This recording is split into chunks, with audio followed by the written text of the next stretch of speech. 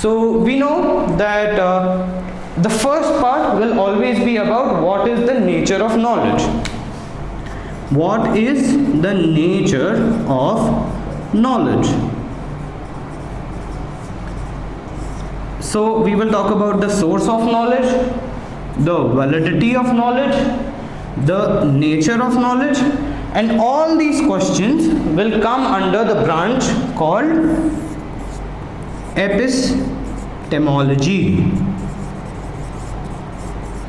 Right? Then we have, now that you know that what is the way in which we can get knowledge, what are the valid sources, what is the proper nature of knowledge, then obviously you will ask, then what is the knowledge that we get? So we try to build a system of the world, a system of what does the world look like in its essence. Beyond the physical, what does the world look like?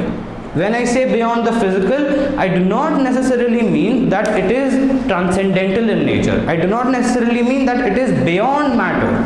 What I mean to say is that above all this, is there a basic essence, a basic principle, a basic design to the world? These questions about the nature of the world are tackled by the field called metaphysics. Metaphysics. Meta means above and beyond, or in totality, and we all know what physics means. Physics is nothing but the physical aspect or the physics of the world, or the scientific or systematic inquiry of the physical elements of the world. Right? So systematic inquiry of physical elements. These questions like what is the world composed of, what is the basic principle of the world, what are the different forces of these principles, all these questions are taken up by metaphysics. So metaphysics and epistemology become the two main aspects of philosophy which are tackled in your paper 1. Now in paper 1, as I told you, you have two parts. One is Indian philosophy and the other is Western philosophy. So when we try to think about Western philosophy, as I told you in the beginning, in the ancient Greek society, the questions that plagued the early philosophers were more related to what is the world composed of. We have the figure of Thales, who comes up and says that the entire world is made up of water. From there starts the journey of philosophy. The whole journey or the history of philosophy is nothing but, according to early Greeks, an attempt to solve the problems that are most pertinent to humanity. And from Thales to Anaximander to Anaximenes, we see that the early Greek philosophers are trying to find that element, that underlying principle that governs the world, or that the world is made of. However, the early Greeks are not for your syllabus. Your philosophy syllabus for the optional begins with Plato and Aristotle. So you have the figure of Plato and his student Aristotle coming from their teacher, who is Socrates.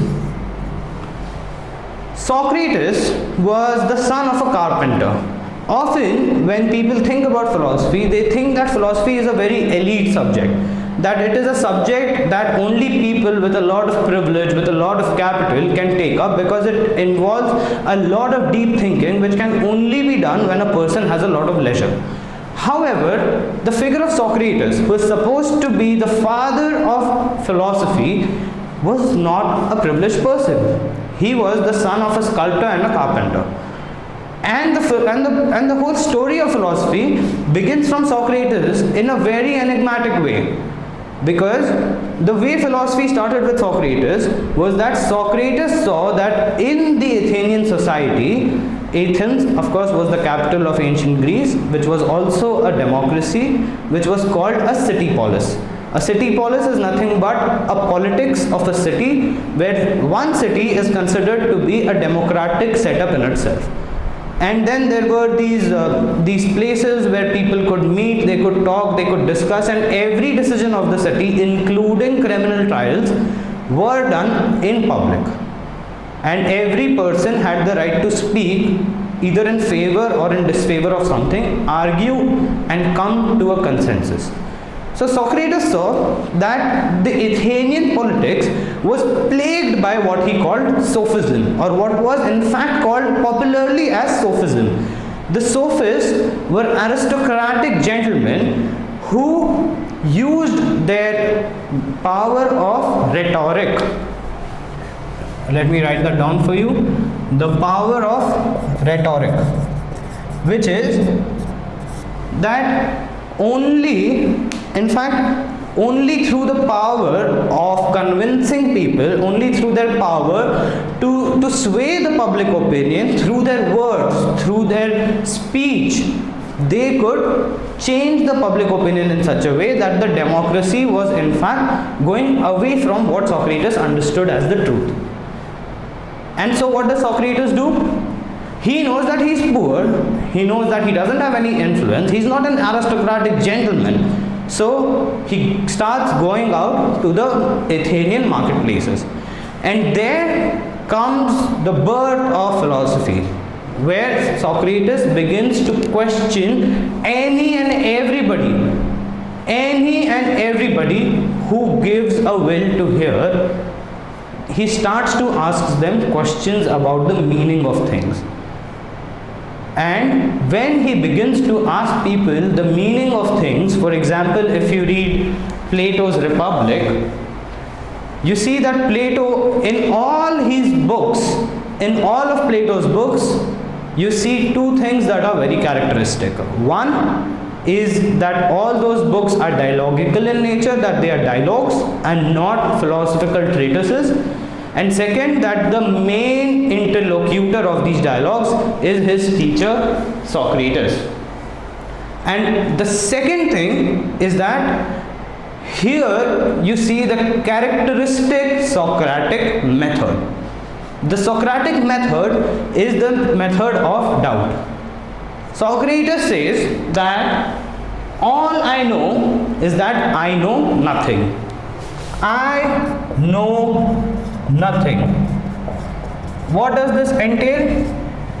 It entails that Socrates, by claiming that he knows nothing, he was proclaimed as the wisest man in Athens by the oracle of Delphi. The wisest man in Athens is supposed to say that all I know is I know nothing, which means that Socrates will not give you an answer. He will just ask you questions because he knows nothing. In Plato's Republic, you see the treatment of the question of justice, the treatment of the question of knowledge, among other things. Also the treatment of the question of values, virtues, everything. So Plato's Republic is supposed to be the most phenomenal work of Plato. And there you find that the Socratic method is used to its fullest, even though you see that other books, whether it's Meno, whether it's Euthyphro, whether it's the Symposium, all books in fact use this method to bring about the flaws of the definitions. So coming back to the story of philosophy, we see that after some days when this is going on, the whole of Athenian youth begins to question. Let me emphasize that, because that is essentially what philosophy is. It is asking the right questions, asking the pertinent questions, and not settling for a make-believe answer, trying to find that answer which makes absolute sense. So we see that when the Athenian youth starts to ask these pertinent questions to their politicians, the politicians become very angry. They say that Socrates, because of whom all these youth are asking these questions, is actually maligning the gods of Athens. He is the person who is corrupting our youth. And so Socrates is hemlocked. He is asked to consume poison after a long trial. And therefore we see that the story of philosophy begins here with Socrates being the questioner and then Socrates being executed. From records we see that Socrates did not ever write anything. We know about Socrates majorly through the works of his student Plato and through early Greek historians. Then we have the figure of Plato, whose student is Aristotle. If you look at the painting called The School of Athens, let me write that down for you. The painting called School of Athens, something characteristic turns up about these two people. You see the figure of Plato in the image of Michelangelo pointing upwards, saying that the true reality is up there, and you see the figure of Aristotle, who is his student, saying depicted in the image of Leonardo da Vinci, saying that the reality is right here on our earth. And so we have your first topic, which is Plato and Aristotle in your syllabus for paper 1 Western philosophy, right? Then comes the school of rationalism. In rationalism, we see that the people who are so there is of course a big gap in your syllabus, where from ancient Greece we directly jump to the 16th and the 17th century, where the dark ages have gone by, the Renaissance has happened, and we see that